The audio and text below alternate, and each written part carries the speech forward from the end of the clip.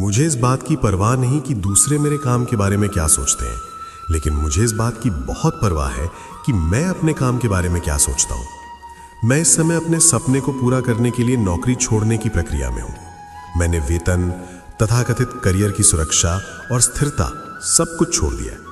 सच कहूं तो उस समय मुझे खुद भी ठीक नहीं पता था कि मैं क्या कर रहा हूं। मुझे ब्लॉगिंग का कोई अनुभव नहीं था, मार्केटिंग की समझ नहीं थी और व्यवसाय शुरू करने का आत्मविश्वास भी लगभग शून्य था। सुनने में अजीब लगता है ना? आप अंदाजा लगा सकते हैं कि दोस्तों और परिवार से मुझे कैसी प्रतिक्रियाएं मिली होंगी। समर्थन लगभग ना के बराबर। ज्यादातर लोग ये समझ ही नहीं पाए कि मैं क्या कर रहा हूं या फिर मैं करना क्या चाहता हूं। क्या आपको ये जाना पहचाना सा लग रहा है? हो सकता है आपने नौकरी ना छोड़ी हो सकता है आपने कोई बहुत बड़ा फैसला ना लिया हो, लेकिन शायद आपने कभी अपनी अलग राय रखी हो और सभी लोग उससे असहमत हो गए हो। आपने अपने करीबी लोगों से ज्यादा उम्मीद की होगी। मैं समझता हूं ये कितना निराशाजनक हो सकता है जब आप अपनों से समर्थन और प्रोत्साहन की उम्मीद करते हैं और बदले में आपको अस्वीकार कर दिया जाता है, आपकी आलोचना की जाती है या इससे भी बदतर आप पर हंसा जाता है।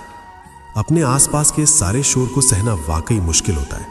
मुझे आज भी याद है, दोस्तों की कही कुछ बातें मुझे अंदर तक हिला गई थी। कुछ टिप्पणियां तो बेहद दुखदाई थी, लेकिन समय के साथ मैंने एक बात सीखी, दूसरों की राय की परवाह कम कैसे करें और ये समझना कि उनके मन में आखिर चल क्या रहा है। इसी अनुभव से मैंने कुछ याद दिलाने वाली बातें सीखी हैं। अगर आप अकेलापन महसूस कर रहे हैं तो उम्मीद है ये बातें आपको आगे बढ़ने में मदद करेंगी। 1, आपका जुनून ही आपकी प्राथमिकता है। बहुत से लोग जीवन बस निभाते रहते हैं, वो काम नहीं करते जो उन्हें सच में पसंद है और अंत में वो पीछे मुड़कर खुद से एक ही सवाल पूछते हैं, काश मैंने कोशिश की होती तो क्या होता। अब खुद से पूछिए, आप क्या सच में एक दिन पछतावे के साथ पीछे मुड़कर देखना चाहेंगे? ये ना जानने के बोझ के साथ जीना चाहेंगे कि अगर आपने अपने दिल की सुनी होती तो क्या हो सकता था? आपका जुनून आपके जीवन की सबसे कीमती चीजों में से एक है। अपने दिल की सुनिए। सिर्फ दूसरों की उम्मीदों पर खरा उतरने के लिए अपने सपनों को मत छोड़िए। 2, जीवन छोटा है। लोगों की नकारात्मक बातें आपको तोड़ सकती हैं, लेकिन याद रखिए जीवन बहुत छोटा है। क्या आप सच में अपना समय दूसरों के निराधार और अर्थहीन शब्दों पर दुखी होने में बिताना चाहते हैं? क्या आप दूसरों की वजह से अपने सपनों से पीछे हटना चाहते हैं? एक ऐसा जीवन जीना चाहते हैं जो आपकी पूरी क्षमता को कभी छू ही ना पाए?